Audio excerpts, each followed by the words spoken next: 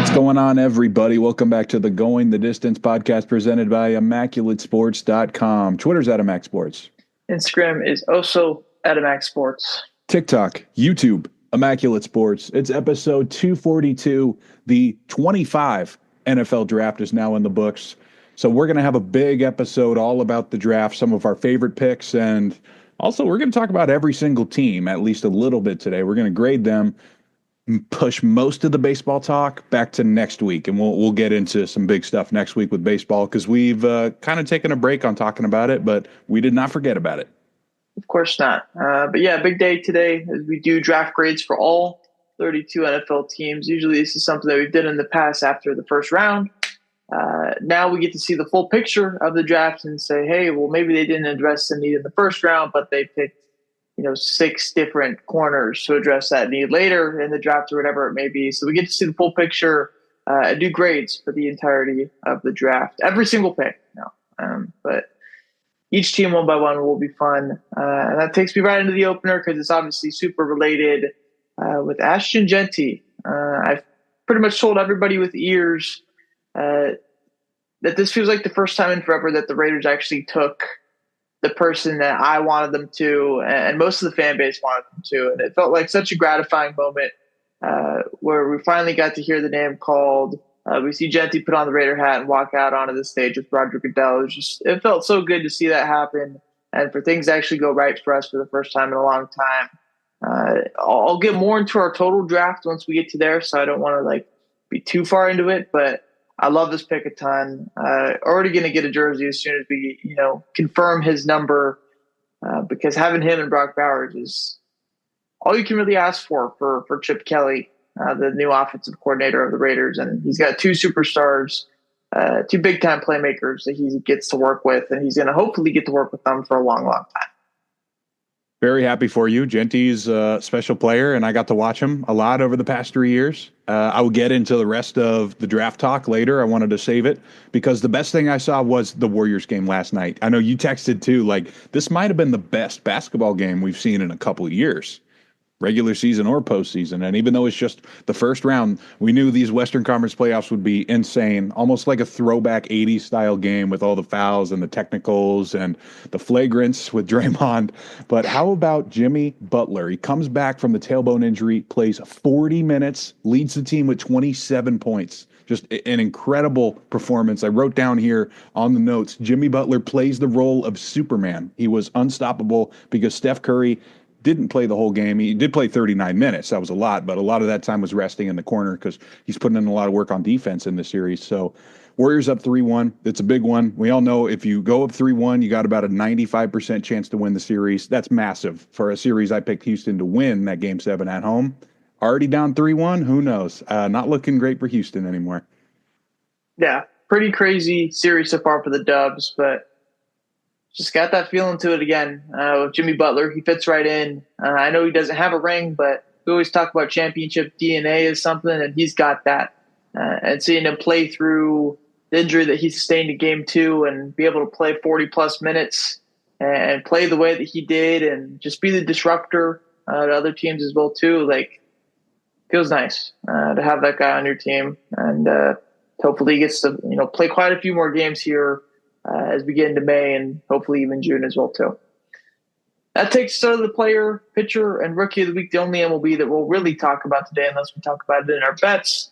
A lot of good options, I'd say, but none of them really stuck out above one another. So I'm kind of curious to see who you chose here for your player of the week. I got to shout out Jordan Beck of the Rockies. Insane week, but he did not hit 4 home runs in a single game like Eugenio Suarez did for Arizona. Just an incredible game for them. They end up losing to the Braves there, but still history was made. This thing does not happen very often. I know we were going through the list in our PlayStation party that night of when was the last time this actually happened? JD Martinez and who? Mike Cameron maybe? Just an insane list. But Suarez, anyways, he also goes 8 for 18 in the week, goes over that Mendoza line for the first time this year. Solid week.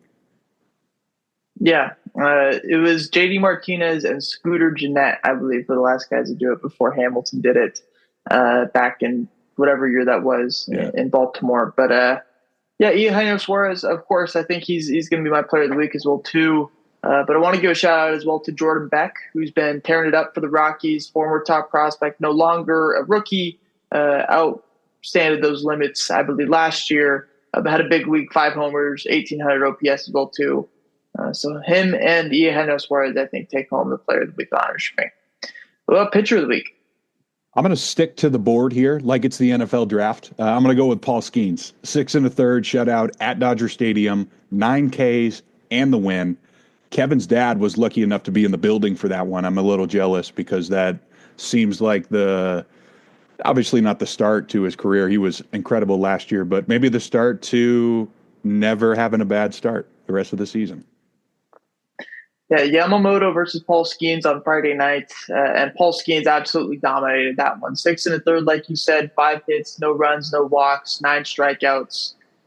He's the guy that's answering the bell right now. He's the one who knocks, so to speak, is if you go back to a Breaking Bad reference. But Paul Skeens is amazing. Showed up when it mattered for the Pirates, and only 6 more years or only 5 more years until we don't have to see this guy pitch in a Pirates uniform anymore, and we get to see him, pitch in a bigger market. I say that as an A's fan, of course, kind of rooting on smaller markets, but him pitching in Pittsburgh is just not going to hit the same as when he's pitching in, whether it's for the Dodgers or for the Yankees or whatever it is. He's going to be on a big team, getting paid a lot of money in 5 years from now, or even shorter if the Pirates want to trade him at some point. Rookie of the week, Skyler, who did you choose here? I think we'll be on the same page once again with Agustin Ramirez, the Marlins rookie, off to an incredible start. He hits his first 3 career homers last week for Miami, who's looking for any kind of spark in the lineup, and he's just another one of those exciting young players with a lot of power. Yeah, my rookie of the week as well, too, is going to be Agustin Ramirez. I don't know if it was in our group chat or directly, but Alex texted me saying, is Agustin Ramirez him? Yeah. And I said, yeah, he's been him. This guy's raked the entire time. There's a reason why this was the guy that the Marlins coveted for when they traded away Jazz Chisholm last year. He comes up and immediately starts hitting the shit out of the ball. Has 3 homers this past weekend in Seattle, which is doing a lot in itself. But 4 for 17, 3 homers, a double, OPS over 1,000 for a crazy start for the Marlins' new starting catcher. And before we get into NFL draft grades, I just want to say the Yankees are playing the Orioles right now. Kyle Gibson is making his first start of the season.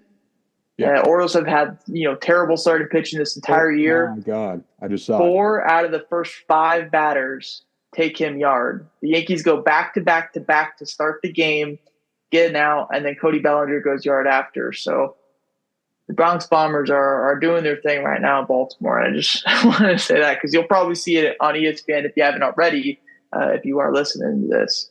But that takes us into the NFL draft grades. Wanted to get that in before we segment over to football. We're going in alphabetical order because why not, right? And we'll start off with the Arizona Cardinals, who had the first pick at number 16, Walter Nolan, and took a whole bunch of other guys in the rest. What do you grade this draft? I'm giving Arizona a B+. I think you can lose the draft in the first round, but the way you win it is by finding value after that. And Arizona says, Kyler's going to figure it out. Let's go all in on the defense. Will Johnson in the second round could be massive for them, considering he's a consensus top 20 player before all the injury concerns. It's not an A because they didn't get a tackle for Kyler, but some very smart players on the defense. Those 2 Buckeyes on day 3 could end up being starters. Yeah.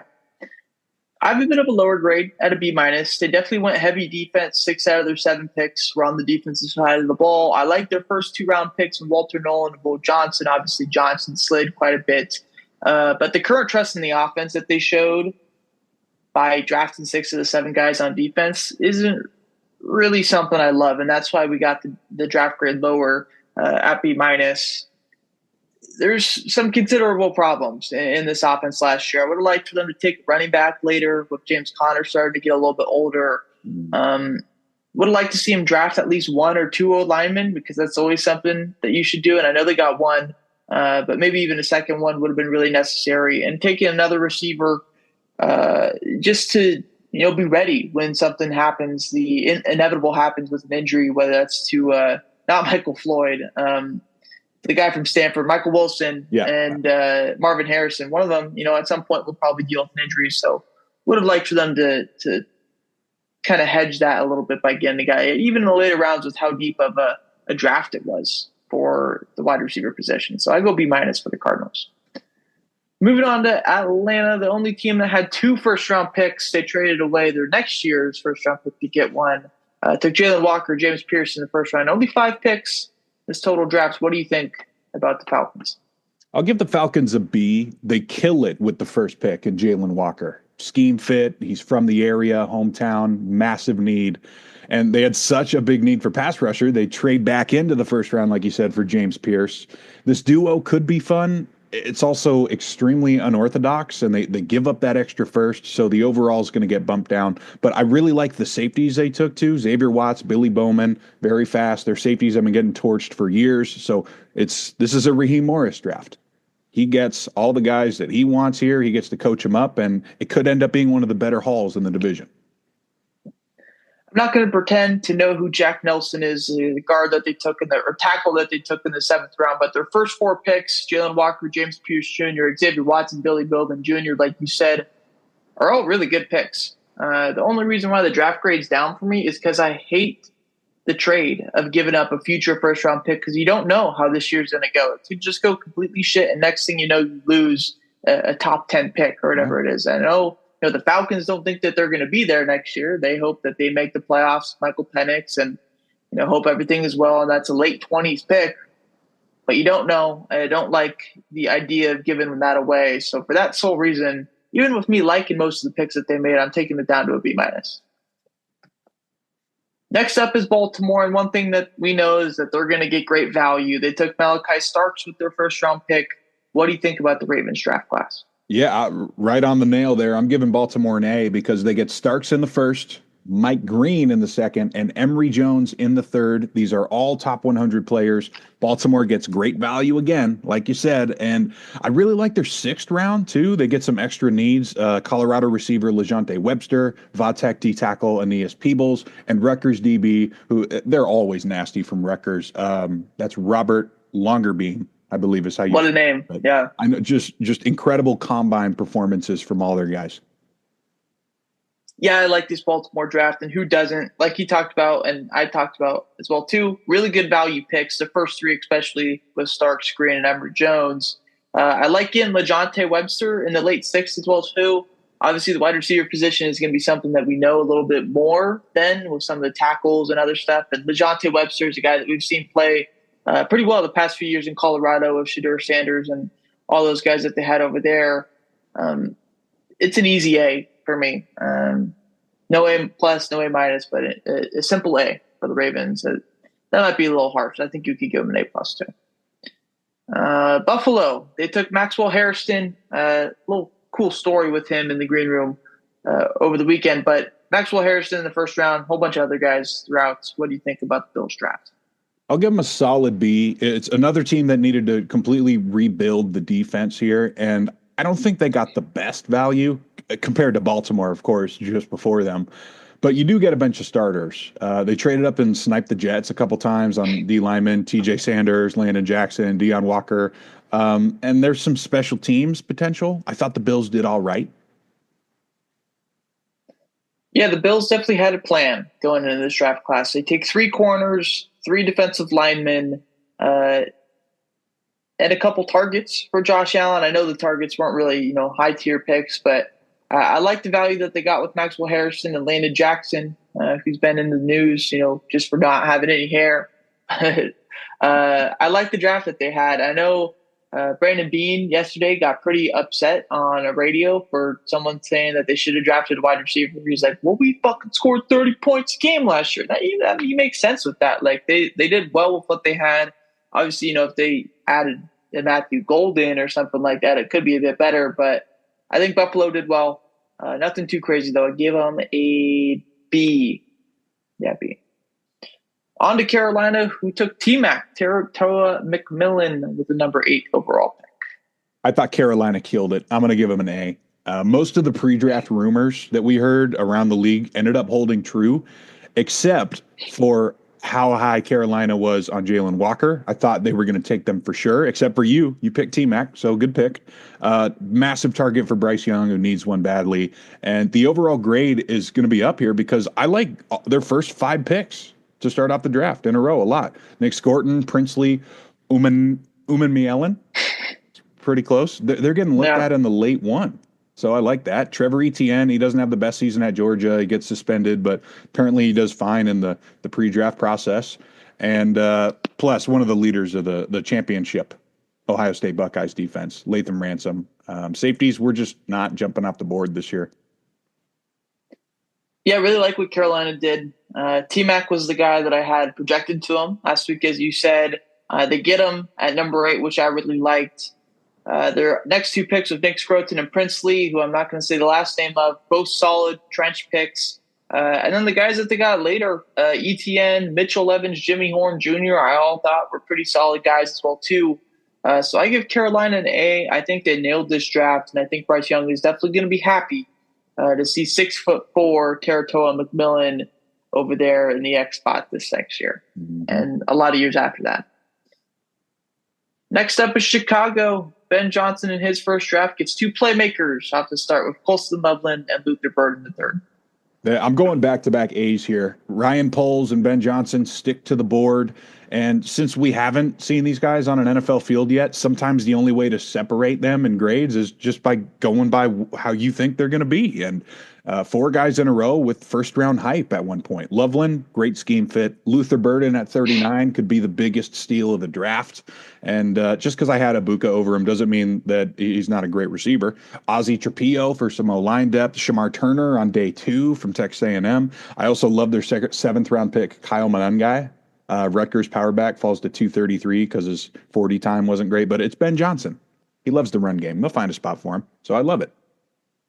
Yeah, they built the Ben Johnson scheme very well here. I got 2 big targets for Caleb Williams, the Colston Loveland and Luther Burden III in their first 2 picks. I am a bit surprised that they didn't take a running back earlier than the 7th round. You know, I'm not against Montague, but just felt like in that offense with this draft class that they could have taken maybe not like a Travion Henderson, but maybe someone a bit earlier than what we saw. But they did get a pretty good name out of the 4th round pick with Ruben Hypolite II. Yeah. So I'll give him a B.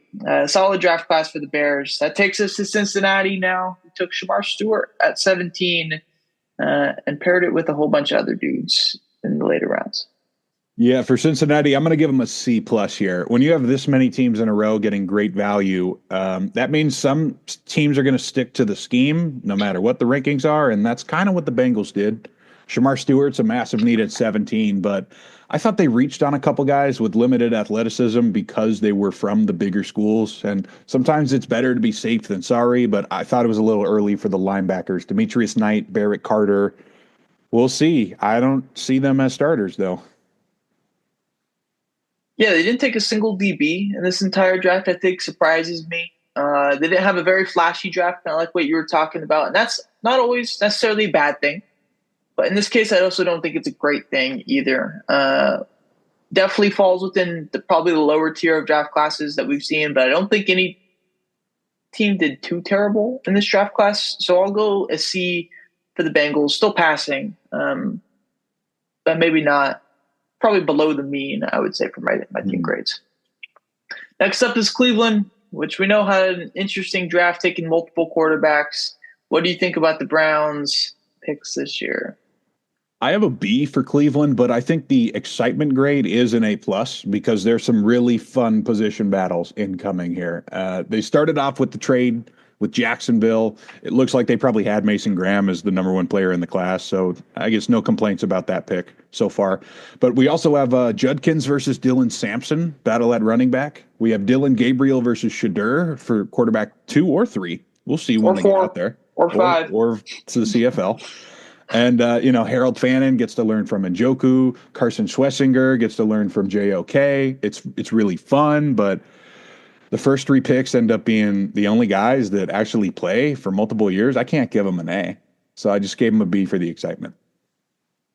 Yeah, it's when you look at this whole draft class, it looks really weird for the Cleveland Browns. You don't really ever see a team take two quarterbacks, let alone Gabriel and Shadur Sanders. I think it got to the point where the Browns were like, "Fuck, we just have to take him at this point with Shadur." But when you realize, hey, you already took a quarterback in the third round, that makes that Dylan Gabriel pick look really, really bad. Yeah. Also, because there's not really a clear avenue into both these guys starting, and if you're going to take one of these guys where you did, like, there's going to be got to be some plan somewhere to get these guys to be playing football, not just watching it from the sidelines. But you employ 5 different quarterbacks right now, and so there's not really a clear avenue for either of them, which makes it quite interesting. I do like the Mason Graham pick. Like you said, probably their top player on their board. Quinshon Judkins, I like that pick as well too. Harold Fenton Jr., we've talked about him numerous times in the past as a potential guy to be a stud in the NFL. But the quarterback situation just kind of screws everything up for me. So I'll go B- for the Browns. Still passing, of course. They get probably a stud in Mason Graham, but besides that, I don't really know who's going to stand out. Next up is the Dallas Cowboys, who went offensive line at number 12. What do you think about the Cowboys draft? I gave the Cowboys an A- because I didn't dislike any of their picks in the entire draft. And I see some Cowboys fans were pissed about the Tyler Booker pick in the first, but I told you last week, Jerry has to be boring early in the draft if they want to make any kind of movement here with Dak Prescott as the quarterback. And, I'm not a massive Matthew Golden fan, so the guards fly off the board here. I agree with Tyler Booker somewhat. They get Donovan Ezaraku, one of my top 30 players in the second round. He's opposite Micah Parsons. They get Siobhan Ravel at 76. Definitely a first rounder if he didn't tear his ACL. And then the fun one, Jadon Blue, Texas running back in the fourth. Of course, Jerry had to take him. Overall, it's not an A or an A plus because they didn't go receiver. And they're a team that throws 85% of the time. But I thought it was an incredible group of players. So I still gave them the A-. I thought it was a good draft as well, too, from Dallas. I don't dislike the Tyler Booker pick. It's probably the right way to go. They got good value throughout and made a lot of the right picks, even though they weren't the guys who the fans really wanted. The Siobhan Rebel pick that you talked about, the Donovan Ezaraku pick. I like getting Blue and Phil Maffa in the seventh round. I think was a fun one. I think they did a good job. So Dallas, same grade as you, gets an A- for me. Next up is the Denver Broncos, which took Jade Barron in their first round. I got a solid B for Denver here as Sean Payton and company have a very old school draft. They were definitely going best player available here. Jadad Barron goes opposite PS2 or even at safety. Honestly, he's a nice Swiss Army knife to slow down Mahomes, Herbert, Geno Smith.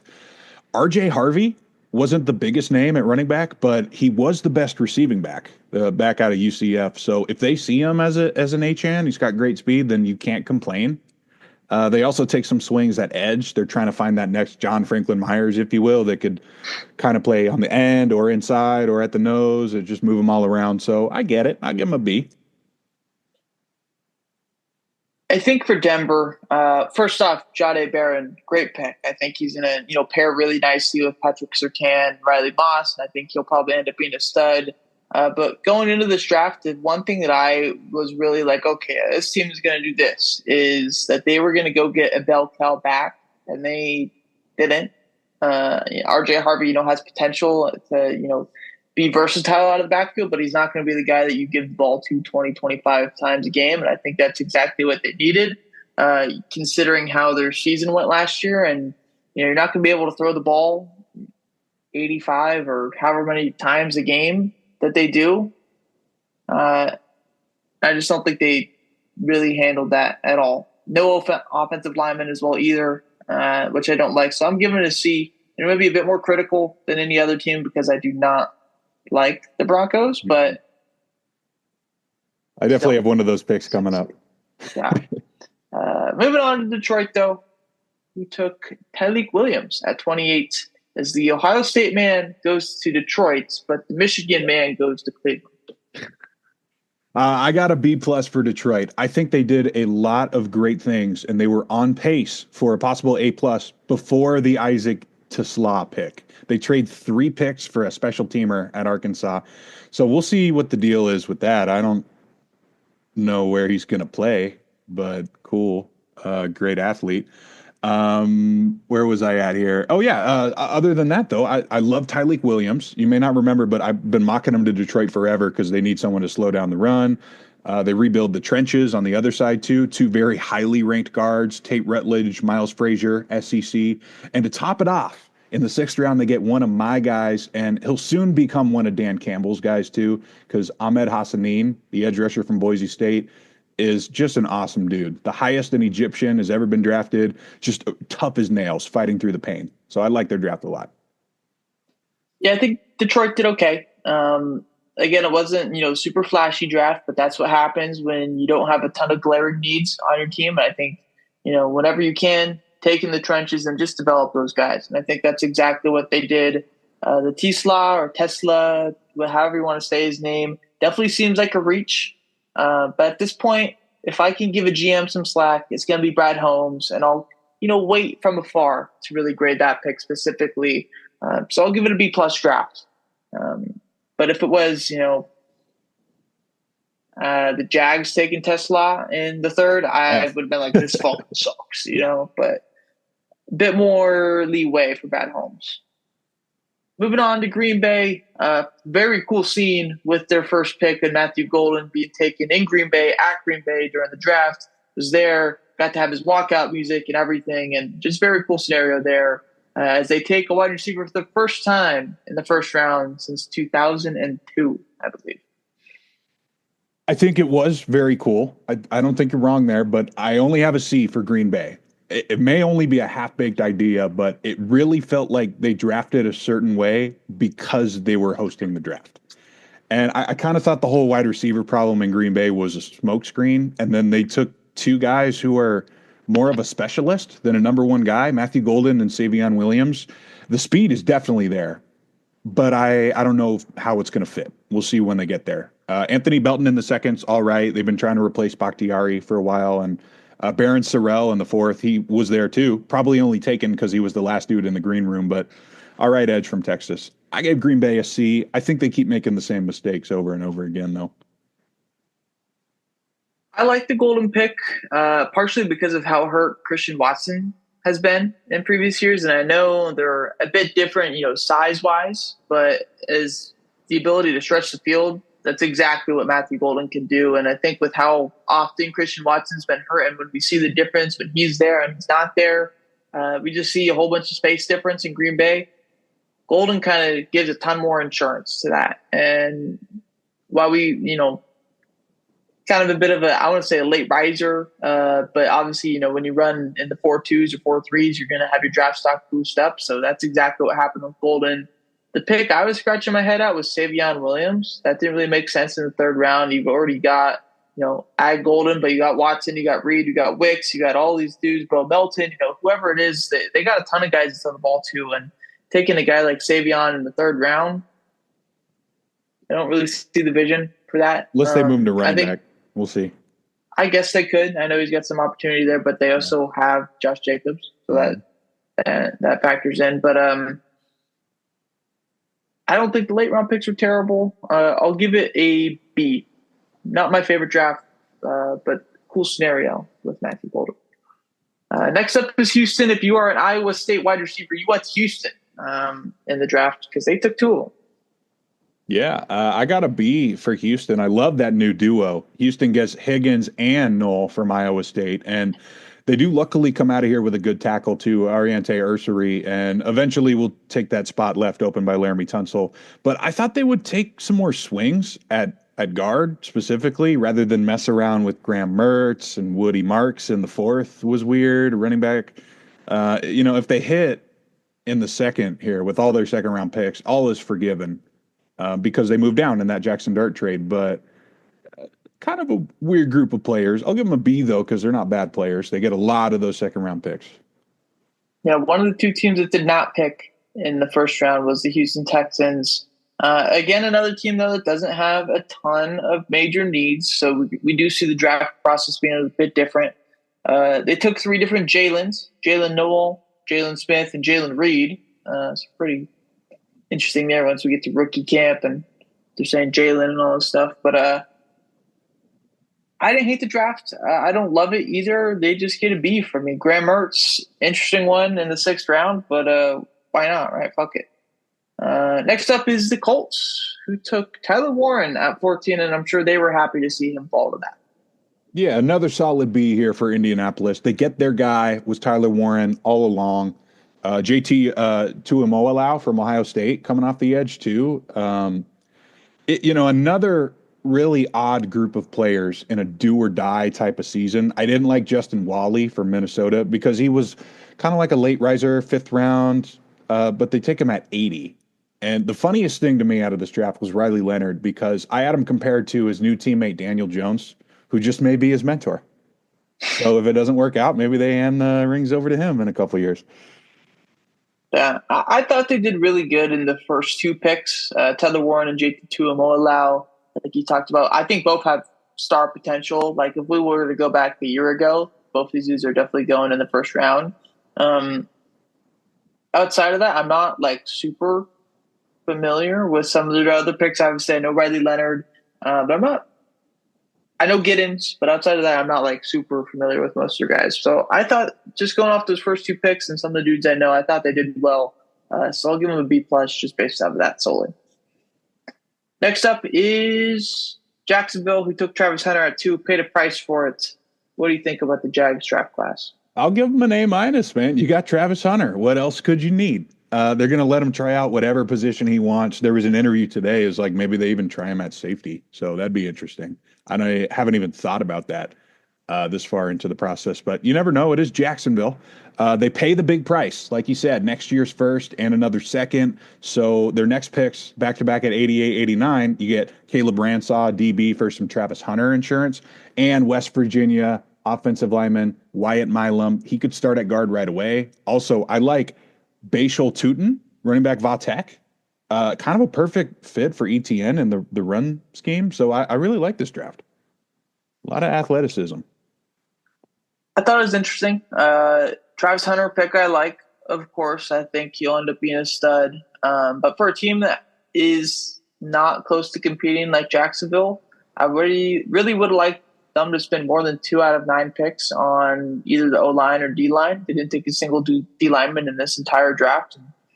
I think when you're bad, usually it's because of your trenches. And that's something that they did not address as much as I thought they should have.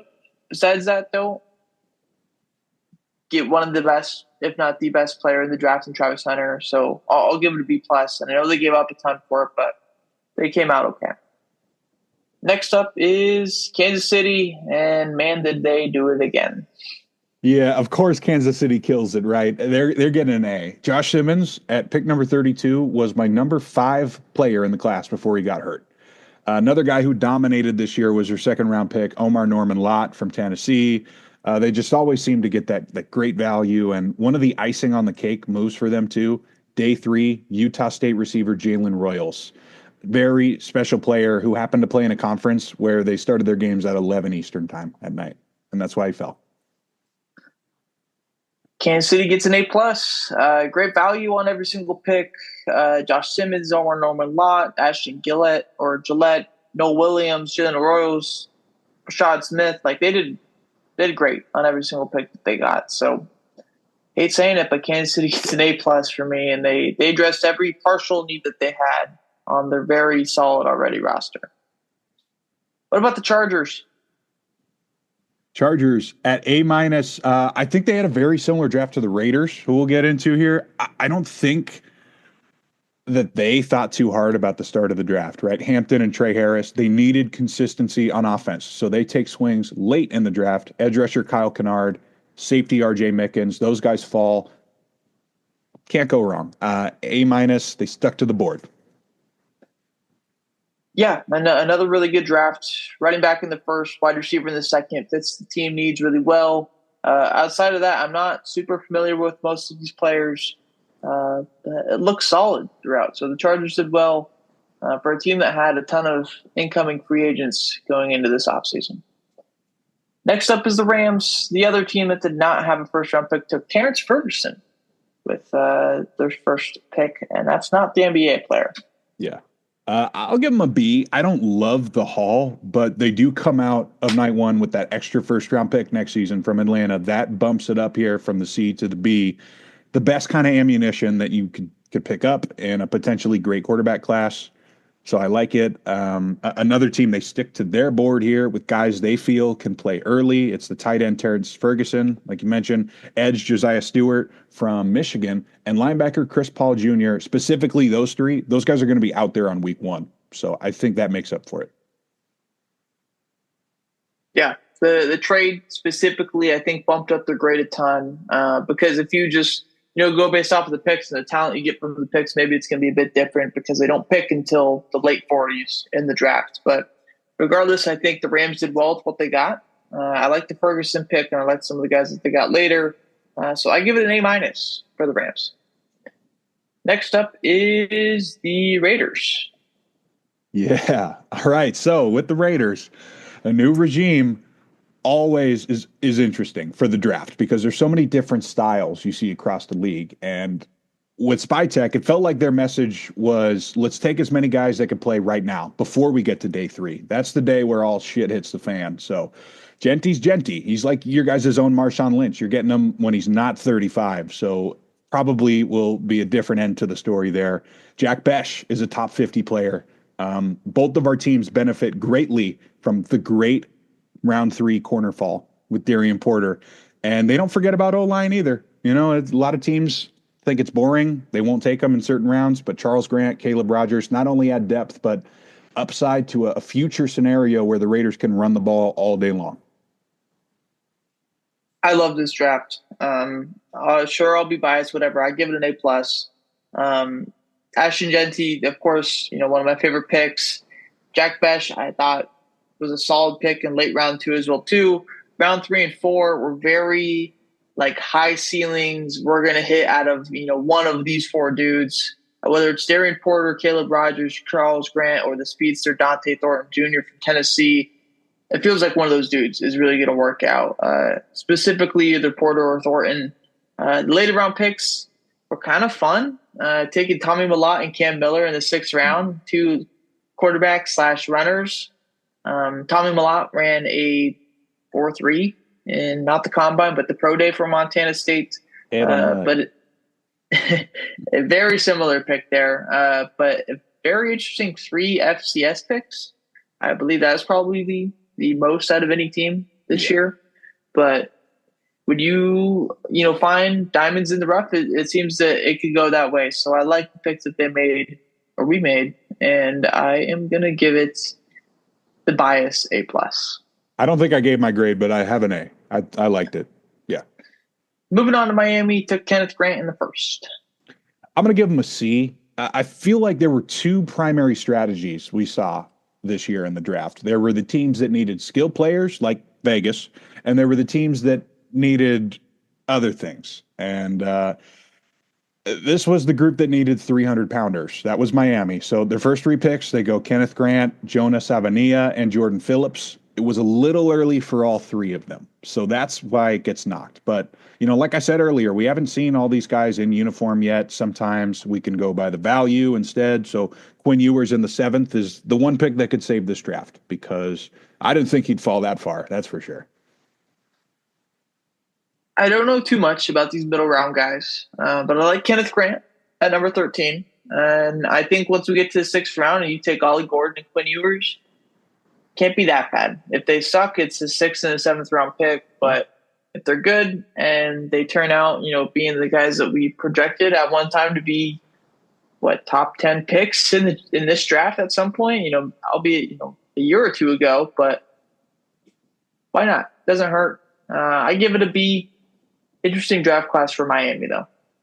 Next up is Minnesota, who took Donovan Jackson, Ohio State lineman, in the 1st round.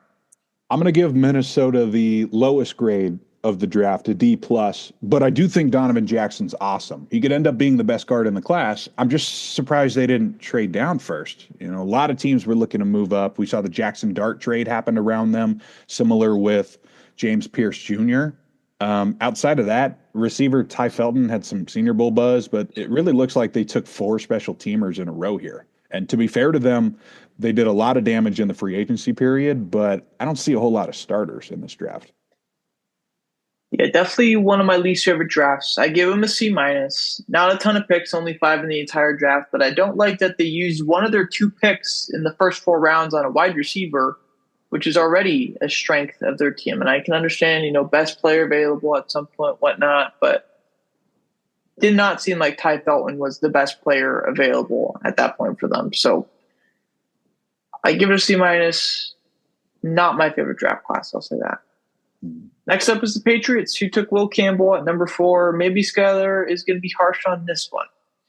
Some teams just always know where the value is in a certain draft, and New England is not going to get the harsh grade for me because they look to get back on track with the A grade. They made 7 great picks in a row to start off the draft.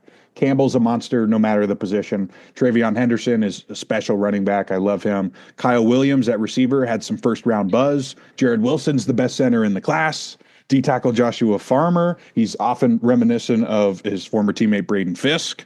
And edge rusher Braden Swinson from LSU shockingly falls from round 2 to 5 right in their laps. I have to give him an A, fortunately. Yeah, this is a really solid draft. I said the first 4 picks was exactly what they needed on their offense. They get the guy to protect Drake May. They get the guy for Drake May to hand it off to. They get the guy for Drake May to throw the ball to. And then they get the guy that's going to snap the ball to Drake May. So you kind of get every single thing on offense to help your quarterback with an offensive tackle, a center, a running back, and a wide receiver. And Will Campbell, Travion Henderson, Kyle Williams, and Jared Wilson. Later on picks, I'm not going to act like I know who all these guys are. But I thought they were solid as well, too. So New England gets an A from me. On to New Orleans. I know they were so excited to take the quarterback at pick 40, who is, that's right, 25 years old. Yep. New Orleans is going to get that D-plus grade for me, tied with Minnesota for the worst, pretty much because of Tyler Shuck. I think New Orleans will be all in on Garrett Nussmeier next year because, his dad's the OC here, but they need someone to play right now. So I get it. There were rumors like 2 days before the draft that they were going to take him. I just didn't know if it was going to be at 40. And if it doesn't go well for Shuck, this draft class will always have that pick hanging over them, which sucks because I think Kelvin Banks is great, but I don't think I can grade them any higher than the bottom. I like Banks, but outside of that, it's very rough. Taking Shuck at 40 is not something that makes any sense to me. If you wanted to take a quarterback and you kind of knew you state of your team right now, just go take a Milrow or something like that. Even at that point it would have been a reach, but I think it's better pick than what they did. Taking Chuck, but I'll give it a C minus. I like Banks enough to where it's going to be just a passing grade. Moving on to the 2 New York teams, starting with the Giants, who had a fun first round with Abdul Carter and Jackson Dart. Yeah, I'm going to give them a B plus. If this was my team, I'd be pretty nervous putting all my chips into Jackson Dart at 25, but they did great overall. Abdul Carter is going to be a menace for O-linemen. Darius Alexander from Toledo at 65. He's a big Senior Bowl winner. Great spot for him. Scadaboo's intriguing. Always gotta love your power backs. And Marcus Mbow, 5th round. That's a legit starting option at center or guard in the 5th round. So solid for the Giants. Good draft for the Giants, in my opinion. I like what they did in the first round. They got my number 1 player in the class, in Abdul Carter. I think he instantly becomes Pro Bowl level player with defensive player of the year possibilities in the future. Jackson Dart, maybe not a fan of taking him in the first round, but if that's where you had to take them, that's where you had to take them. We know quarterbacks can slide up very quickly. And then taking Scadabo in the 4th, good change of pace for Tyrone Tracy, who had a good rookie year. Those 2 guys together should be a fun, intriguing backfield. There is some other team in New York, though, and we got to talk about them next. The Jets, who took Armand Membou with the number 7 overall pick. I wasn't sure what to think going into this one. Like I said earlier, with the new regime, it can get ugly very quickly, but I'm going to give Darren Muji a B plus for his first draft. Membu's the boring pick, but you can't complain if there's a massive hole at right tackle and the top ranked right tackle in the class is sitting right there. That's got to be the pick. This team wants to run the ball all day long. Second round pick Mason Taylor, the tight end from LSU, helps with that. Not only is he comfortable on the line of scrimmage at 260 pounds, he had one career drop at LSU. He could end up being the best tight end pick in franchise history because it is a extremely short pick. I think Tyler Conklin's like already number 3 in yards all time, and he played 2 years there. That's how it goes sometimes, man. AZ Thomas, Florida State corner, could end up being the big winner, though, in this class. 6'3", press man experience. He could end up being the Cromartie to Sauce Gardner. So overall, I think they walked out of here with a bunch of new starters and just overall really high character guys. And hopefully that's enough to get all the garbage out of the building that we've had to watch for 15 years. There were some really bad attitudes. Another guy I didn't mention, Malachi Moore, team captain, safety at Alabama. Our safeties are horrible. So even if he's not an all-pro, pro bowler, whatever, you got yourself a starter who's a good dude and could be a captain someday. So I'm okay with it. B+.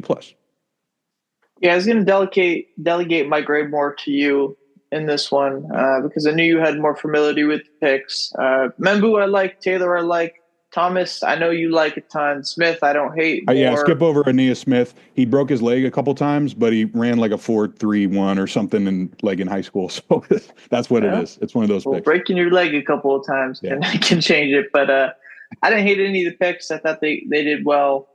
So I'll go with the B+ as well.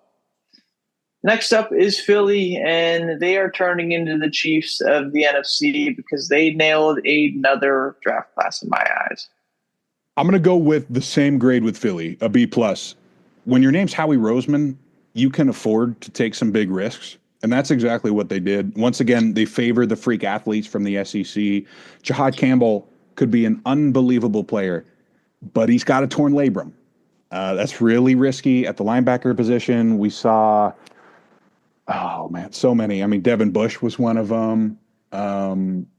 More recently, Nakobe Dean with the same team. Sometimes if you tear your labrum, you just cannot tackle anyone, and that means you can't play. But overall, it was a really deep class outside of that. 10 picks. Skipping down to the end of the draft, they pick up some surprisingly big names still in the 6th round. Kyle McCord, quarterback. Tackle Cam Williams from Texas, and edge Antoine Powell-Ryland from Vatech, who I think could be their next Bryce Huff, Hassan Reddick, speed rusher type guy.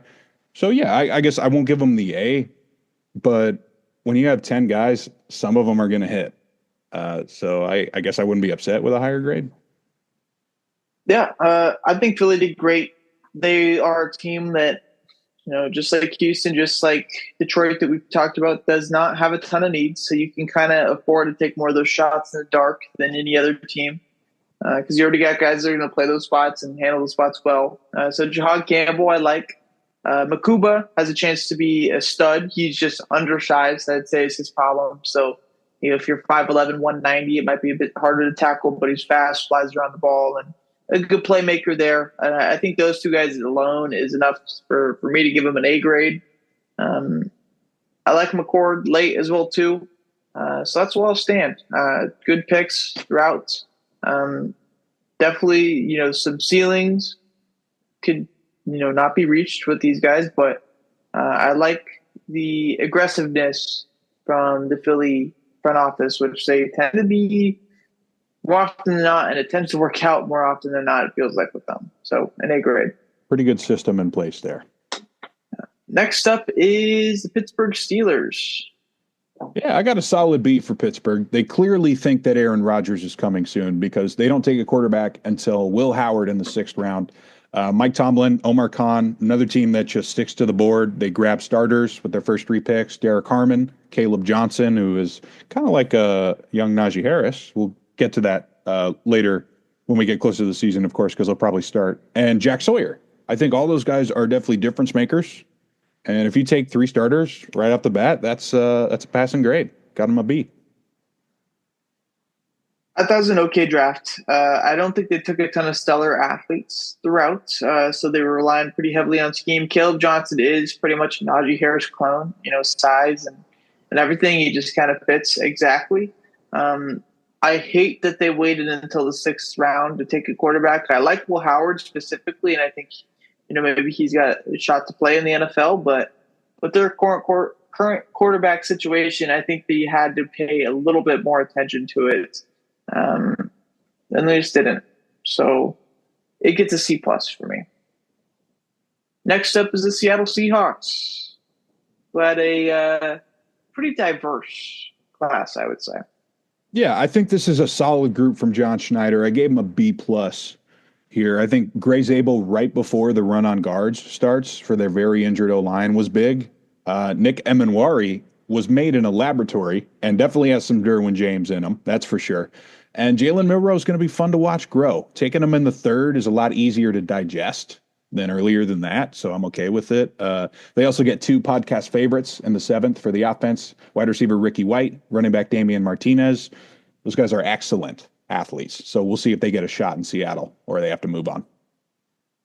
Yeah, I like what Seattle did. The first four picks, specifically Greg Zabel, Nick Amon Awari, Elijah Arroyo, and Jalen Milroe, all picks I like. I think Milroe probably has the highest ceiling out of any quarterback in this class. Really get it? Who knows? But I like that he's in a spot where he doesn't need to play right away, and that's exactly what will happen with him in Seattle with Sam Darnold being there. And I like the late round wide receivers that they took in Torrey Holton and Ricky White.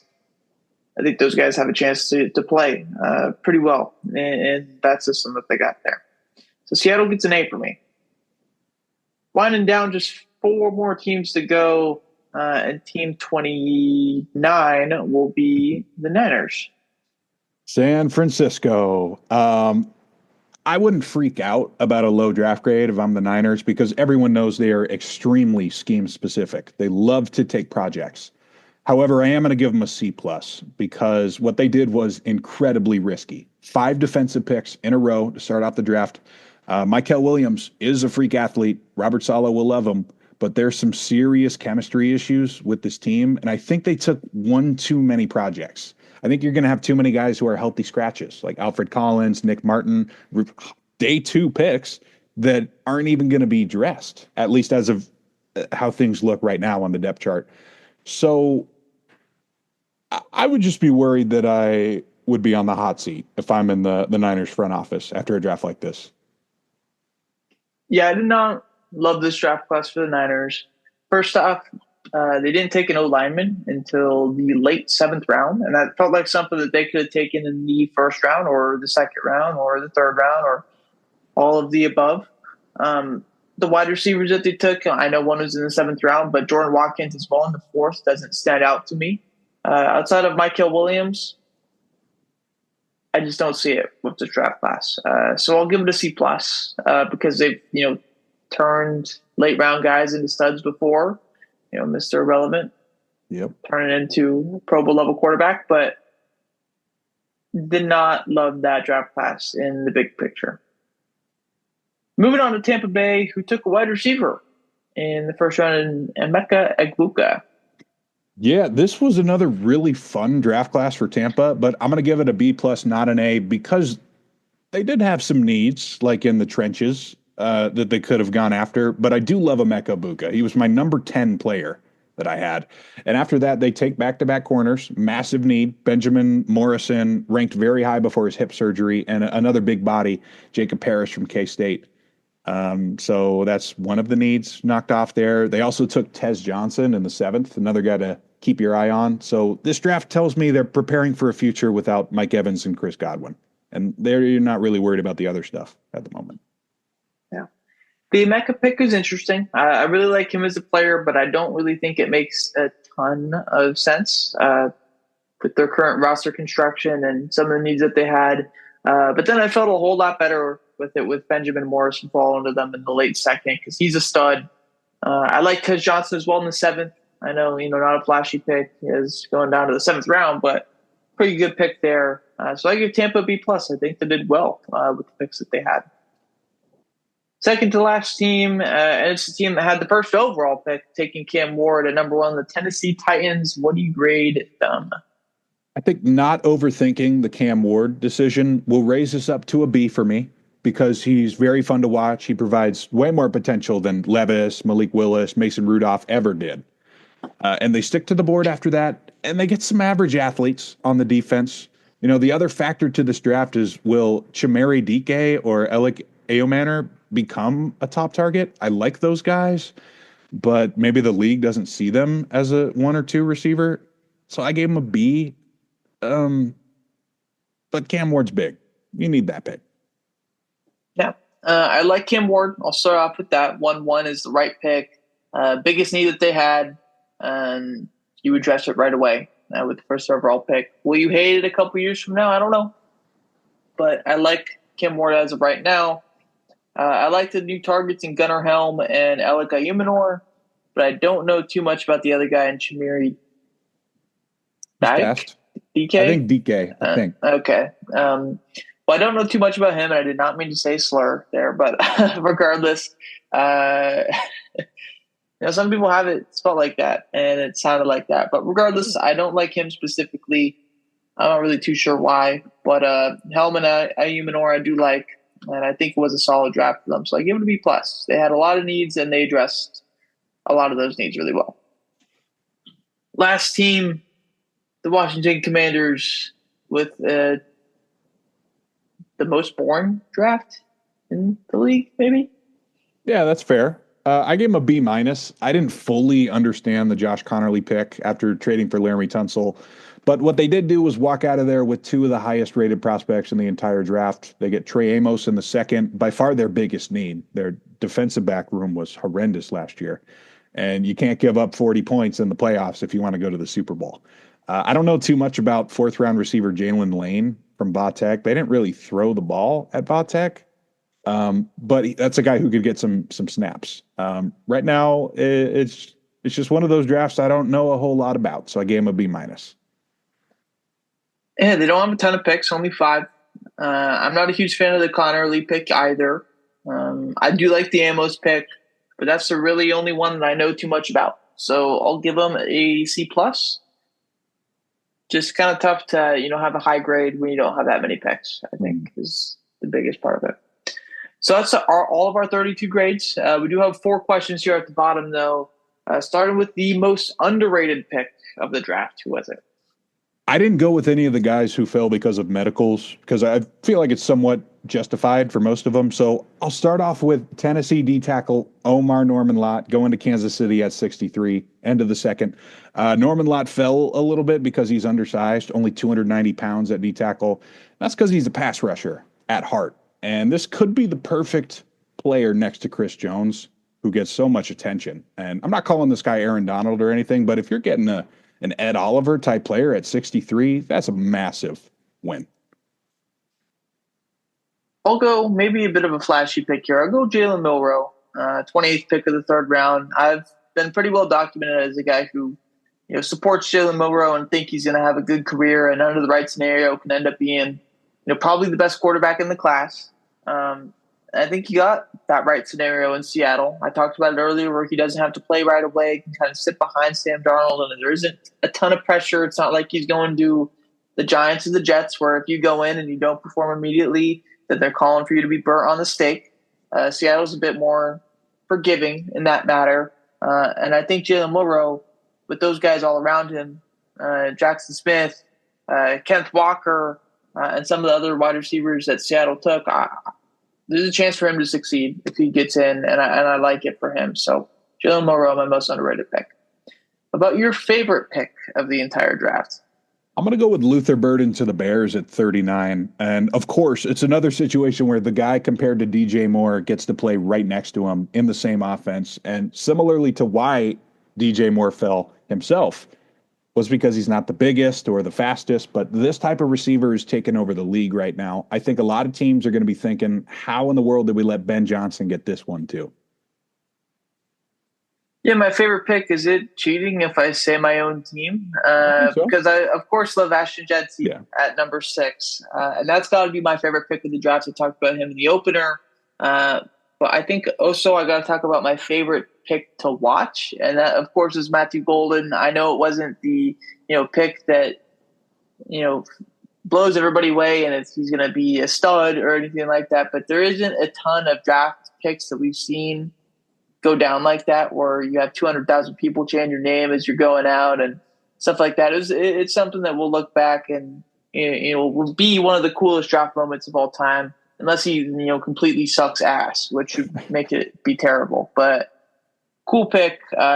Green Bay Packers, like the fans all wanted him as well too, which I think throws quite a bit more into it as well too. So Matthew Golden, I had fun. Favorite pick to watch. What about your least favorite pick?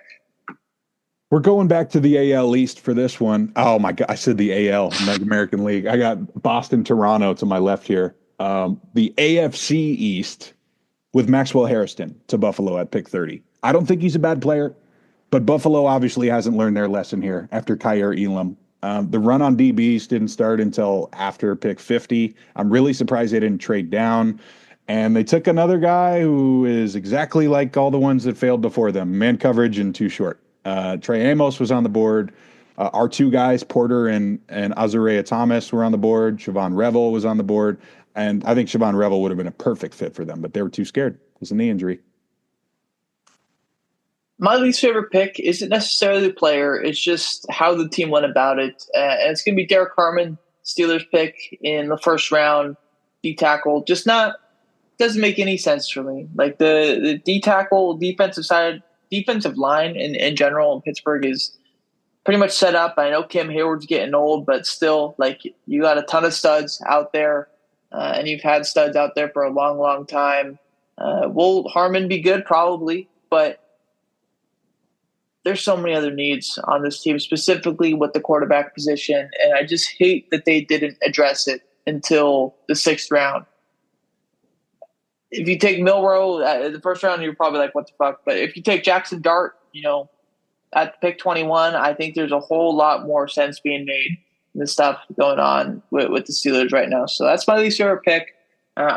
You can't win without a quarterback. We've seen that, in every single instance of football ever. And when you don't take a quarterback, when you have a need for quarterback as big as the Steelers do, it just baffles me. So even also goes to Aaron Rodgers as well too. Like, Aaron Rodgers, he's not going to fucking fix that team. Like, no, he's not. He's whatever comes in there. I don't think Mike Tomlin and Aaron Rodgers really are going to see eye to eye on a lot of things, and I could just see Mike Tomlin being so frustrated with him. And maybe Aaron Rodgers doesn't even become a Steeler, but yeah, I don't like the situation with how the Steelers handled it, their quarterback spot. Definitely feels like they were trying to send a message with this pick. Like, everyone wants us to take the quarterback. Instead, let's take the most Steelers-looking guy that we can. Exactly. Yeah. Which is stubborn. But on to a fun one, our favorite day 3 pick. Not as fun for me. I didn't want to do it, but the Patriots took a guy I had ranked in the top 50 at pick 146. That's LSU edge rusher Braden Swinson. And I feel like there's one of these guys every year. It's the edge guy who falls because he's not very heavy. He's only about 250 pounds, but he's got a breakout season at LSU with 8.5 sacks. And to me, at the very least, will be a great third down pass rusher specialist for Mike Vrabel. And that pisses me off, man. I got 2. The first of which I'm going to go with Elika Uminor. Got to shout out the guy from your favorite college who dominated Travis Hunter specifically in the matchups between Colorado and Stanford over the past few years. And when you get a guy like that in day 3 who has experience in beating really good corners, has NFL size and NFL speed, I think that could fit in pretty damn well in Tennessee with their lack of receiver outside of Calvin Ridley. And then since he was a day 3 pick, why not go with the obvious choice with Shedeur Sanders? Sure. Nobody saw this happening. Probably, if not, most definitely the biggest draft shock we've ever seen in our lives and will ever see in our lives, with the guy who was potentially, going to be the number 1 overall pick a couple of months ago, falls all the way to the 5th round, doesn't have, he didn't kill somebody in a car crash. He didn't, get a DUI or anything like that. He just fell because of his ego. I don't know what was going on in those draft rooms, or not draft rooms, but those draft meetings with him and top 30 visits and whatnot, because he had to say like directly "fuck you" to the GM or something like that. Like I don't understand how it happened like this. Maybe the NFL teams are trying to send a message, but the talent you get for the fifth round, really really works out with Shadur. Is it going to be a big thing whenever he gets into the game and does something in practice? Of course, and it's going to be maybe a PR nightmare sometimes, but if it works out for Cleveland and this is the guy that we expected him to be all along, yeah, that's going to work. So, Shadur Sanders, feel sorry for him for getting that crazy draft call, prank call, and all that stuff. Jeff Ulbricht's son, fuck you. I'm blaming you for this one, Of Skyler, course, 'cause it's that was tied to your the fault. Jets somehow, right? Like, what in the world? But yeah, fuck that guy. Not Shadur, but Jeff Ulbricht's son. Yeah. Come on now. Well, I mean, I Loser might of as the well week. touch on Shadur Sanders before we move on because it was the biggest story, like you said. Someone had to have been not telling the full truth to these guys, and they thought they were going top 10, and maybe they went to a meeting with Pittsburgh or something, and they said, "Screw you guys, I'm going to be long gone." And they're like, "Oh yeah, that's how you feel? Well, then you're off the board, man." So I think Yeah. maybe it was a combination of everything, and I don't think the league's blackballing the Sanders family. I just think it was unfortunate that only 3 teams needed him, and he probably pissed off the wrong 2 teams. Yeah. I'm sorry. I was very shocked. I got to a point with the Raiders where I'm like, Yeah, just take him. every Just team take was him. tweeting Why about not? it. So I think he was a backup. It can't be that bad, right? More Instagram followers. You got to relate the business side of it at some point. And I guess, worked out at some point for the Cleveland Browns to, take the pros over the cons in the fifth round with him. Moving to the second half, slight NBA playoffs check-in. You got anything for that? Yeah, I just thought there's a couple pretty good series still going on. As well be like, hey, when we come back, this could be the deal here. So Milwaukee's playing Indiana right now in Indiana. Really good game, but Indiana's up 3-1, and Dame Lillard tore his Achilles last game. Really sucks, man. I watched that one live, and you kind of knew right away because he was trying to catch himself, and it just kind of exploded on him, which you never want to see. It sucks. Giannis is going to have some trade conversations this offseason, and we might have seen the last of this version of Milwaukee for the forever. Yeah, definitely sucks with Dame. 35 years old, tearing your Achilles. Probably all of next year, not going to be able to play. So we're looking at being 37 when he comes back, coming off of that Achilles. Yeah. We might have just seen the legitimate end of Dame, which sucks because he's been such a great player his entire career from the Bay Area, which obviously gets some bonus points with us. But unfortunate, he's not going to get a ring unless the Bucks do something crazy here and go on the craziest run we've ever seen. But sucks for Dame. Mm-hmm. Another series, game 5 as well, just kicked off a couple minutes ago. That's Pistons Knicks. The Knicks have the 3-1 lead.